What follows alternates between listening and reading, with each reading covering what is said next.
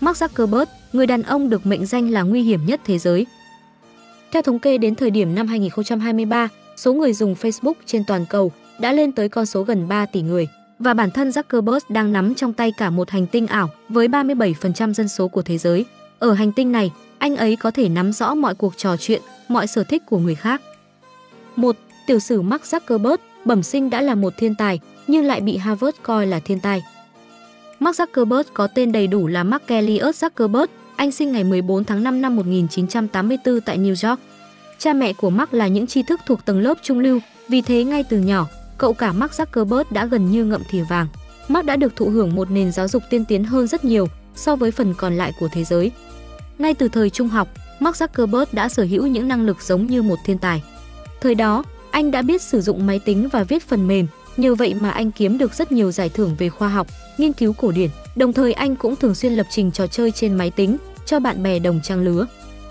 Zuckerberg từ nhỏ đã thông thạo các thứ tiếng như tiếng Pháp, tiếng Do Thái, tiếng Latin và tiếng Hy Lạp cổ đại. Ông cũng từng là đội trưởng của đội đấu kiếm tại một trường dự bị.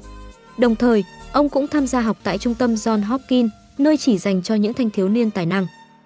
Năm 12 tuổi, Mark viết thành công ứng dụng nhắn tin Zacket, là tiền thân của Messenger bây giờ bằng ngôn ngữ Ertazi Basic. Sau đó ông được giảng dạy bởi một nhà phát triển phần mềm, David Newman.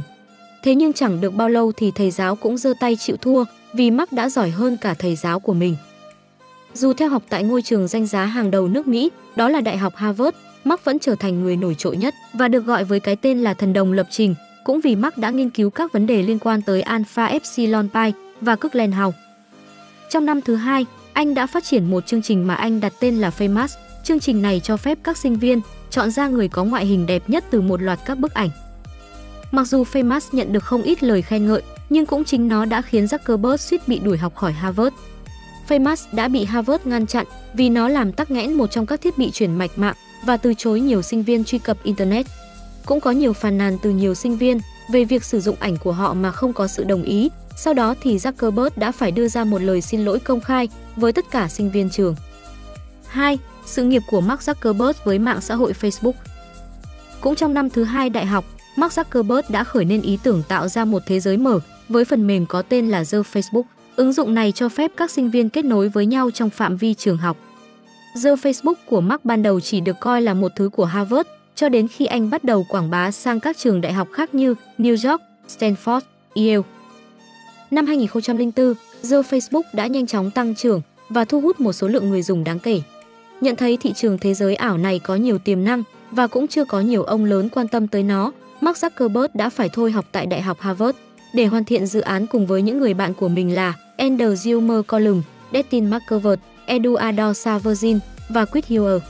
Thời điểm này thì Mark được ví như Bill Gates khi anh cũng sinh ra đã ở vạch đích và bỏ học giữa trường đại học top 1 nước Mỹ, Harvard. Thế nhưng, chỉ sau vỏn vẹn một tuần tách ra với dự án The Facebook, những người bạn của Mark đã cáo buộc anh hứa lập website cho họ nhưng lại bùng kèo, ăn cắp chính ý tưởng của họ để xây dựng nên Facebook. Và cuối cùng, để giải quyết dứt điểm vụ kiện, Mark đã đền bù cho họ 1,2 triệu cổ phiếu của Facebook, trị giá khoảng 300 triệu đô la Mỹ. Đến thời điểm tháng 6 năm 2004, Mark và các cộng sự đã nhận được một nguồn đầu tư lớn vào dự án và nhóm của Mark đã nhanh chóng có một văn phòng chính thức đi vào hoạt động. Trang mạng xã hội The Facebook đã nhanh chóng bùng nổ, nó đạt mốc 1 triệu người dùng chỉ trong thời gian ngắn. Thấy được tiềm năng phát triển của The Facebook, nhiều ông lớn đã ngỏ ý mua lại công ty của Mark nhưng lại bị Mark từ chối. Họ lại tiếp tục cố ý gây nhiều cản trở, kìm hãm sự phát triển của The Facebook và nhóm của Mark. Tháng 8 năm 2004, nhóm của Mark tiếp tục thành lập thêm công ty có tên là YOC, công ty cung cấp dịch vụ chia sẻ tệp. Tuy nhiên chỉ sau một thời gian hoạt động, YOC đã phải đóng cửa trước iChowhub. Trải qua 3 năm hoạt động và phát triển, Mark Zuckerberg đã cho ra mắt nền tảng Facebook, trước đó là The Facebook. Anh cũng công bố với báo chí, Facebook là một dự án không hướng tới mục tiêu lợi nhuận. Ngay sau đó, Mark được thêm vào danh sách nhà sáng tạo hàng đầu thế giới dưới 35 tuổi. Đồng thời, anh đứng đầu trong danh sách 100 người có sức ảnh hưởng của thời đại công nghệ thông tin. Cho những bạn nào chưa biết, lý do tại sao màu chủ đạo của Facebook là màu xanh dương mà không phải màu hồng mộng mơ hay tím thủy chung. Đơn giản là vì người cha đẻ của Facebook bị mù màu, không nhận biết rõ được giữa màu đỏ và xanh lá. Vì vậy, xanh dương chính là màu mà Mark có thể nhìn thấy và phân biệt tốt nhất. Ở tuổi 23, khi mà bạn bè cùng trang lứa mới bắt đầu đi xin việc, đi ngủ, đi uống trà sữa, đi chơi, thì Mark Zuckerberg đã tự mình trở thành tỷ phú trẻ tuổi nhất thế giới, nắm giữ trong tay một đế chế khổng lồ về thế giới ảo. Trong năm 2010, Mark tuyên bố về số lượng người dùng Facebook đã đạt đến 500 triệu người. Con số mơ ước này đến từ việc con người trên thế giới đã bắt đầu nhận ra sức mạnh của Internet và họ cần phải sở hữu cho mình ít nhất một trang mạng xã hội riêng. Năm 2012, công ty Facebook mua lại nền tảng truyền thông xã hội ảnh và video Instagram. Tận dụng sức mạnh của Internet, Mark tiếp tục kết nối với các công ty công nghệ khác như Samsung, Ericsson, Opera Software, MediaTek, Nokia và Qualcomm, đưa Facebook tới những nước đang phát triển và kém phát triển, ngoại trừ Trung Quốc và một vài nước.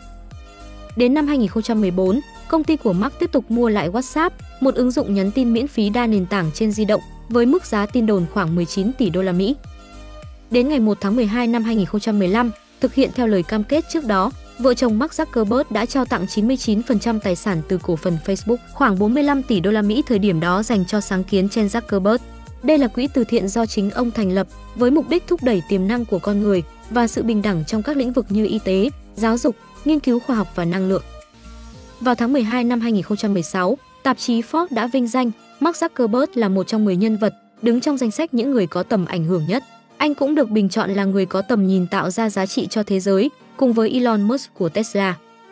Song song với sự phát triển bùng nổ của Facebook, thì vấn đề đáng lo ngại nhất của gã mạng xã hội này chính là quyền riêng tư. Đỉnh điểm là vào khoảng tháng 3 năm 2018, Mark Zuckerberg đã bị cáo buộc là lạm dụng thông tin người dùng, gây chi phối cho cuộc tranh cử Tổng thống Mỹ năm 2016, tạo ra lợi thế cho Donald Trump giành chiến thắng.